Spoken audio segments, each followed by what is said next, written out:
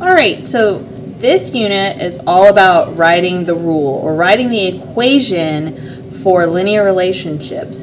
Last unit was about finding those pieces that we will need in order to write these equations. We're going to do a little review and use what you know from 6th and 7th grade math to apply to this so that tomorrow when we get to graphs you have somewhere to anchor your learning. We'll have foundations. So remember, for linear relationships we can write algebraic rules to represent them. Now when we write these in slope-intercept form, we're going to write y equals blank x plus blank. And in these blanks, sometimes they use letters to represent slope. They use an M. And to represent the y-intercept or starting amount, they use a B. Okay? So we're going to look at an example of a linear relationship and see if we can write the algebraic rule. Teresa signs up for a membership to rent video games. The company charges a fee of $5 and $2 per video game. Which one's the rate of change? Remember, for rate of change, we look for the word per. Remember that rate of change is our multiplier. So what I multiply by.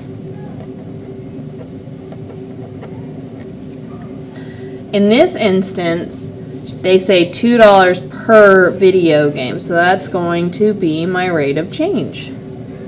The company charges a fee of $5. So this is our add-on. Our starting amount is our add-on. And remember, you're only paying this fee of $5 once, and that's why it's not what you multiply by. You only use it once, so that's our starting amount. So if she rents no video games, she has to pay the $5 fee, and then she wouldn't pay anything for the $2 because she's not renting any video games. So that would be $5. If she rents one video game, she's got to pay the fee for $5. And then she has to pay $2 for that one that she rented. So 5 plus 2 times 1. 2 times 1 is 2, plus 5 is 7. She rents 2 video games. Then she has to pay $2 twice, so 2 times 2 is 4, plus 5 would be 9. She rents 3. 2 times 3 would be 6, plus 5 would be 11. She rents 4. 2 times 4 is 8, plus 5 would be 13. So what do we notice about the trend in the table? The monthly amount, the monthly cost, is equal to the $5 fee plus the $2 times the number of games that she's renting, right? So if we would use monthly cost, we could call that our Y, because it's over on this side of the table, equals our 5 plus 2x. Because our number of games is over here, so it's x. Or we could just write y equals 2x plus 5. This means the same thing, and that's our slope-intercept form. So use your equation to predict the monthly cost for someone that rents 20 video games. Y equals 2x plus 5. So our total cost would be 2 times 20 games plus 5. So that's 2 times 20 is 40 plus 5. So that would cost them $45. That's quite a big budget for monthly video games. So back in 7th grade, you talked about the difference between proportional and non-proportional relationships. Remember that proportional relationships are multiplicative, and they start at 0. So they start at the origin. So a student who reads 65 pages per hour, if they read for no hours, they would have read no pages. If they read for 1 hour, they would have read 65 pages. If they read for 2 hours, how would I find out how many pages they read? We would do 2 times 65. So we would say times 65. But if I wrote that in 8th grade lingo, we would write y equals 65x. And we do that because we're saying, hey, how many pages would they read in 3 hours? Well, we know that we would multiply 65 times 3, and that would be 195 pages, if you put that in your calculator. Okay. A babysitter makes $7.50 an hour. Remember, these rates have the per, so even it doesn't say per, but that means per.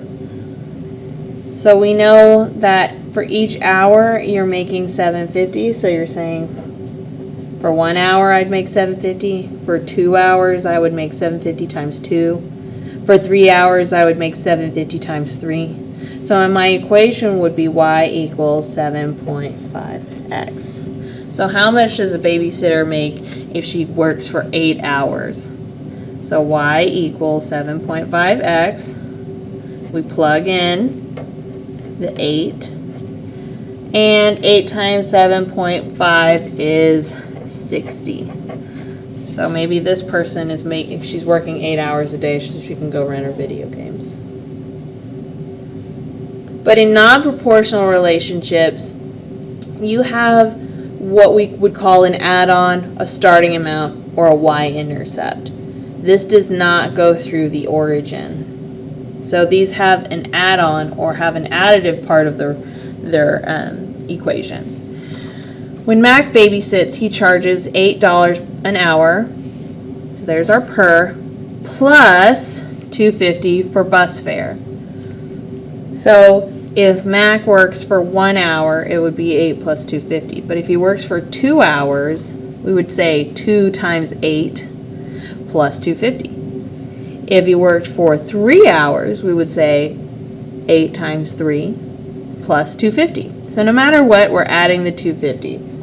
So we're saying times 8 plus $2.50. So my equation would be the 8 goes next to the x because it's being multiplied, and then we're adding the $2.50.